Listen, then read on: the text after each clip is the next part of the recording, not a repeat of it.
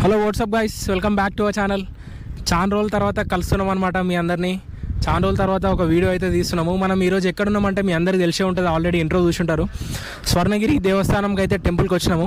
మీకు అక్కడ back side కనిపిస్తుంది కదా, అదే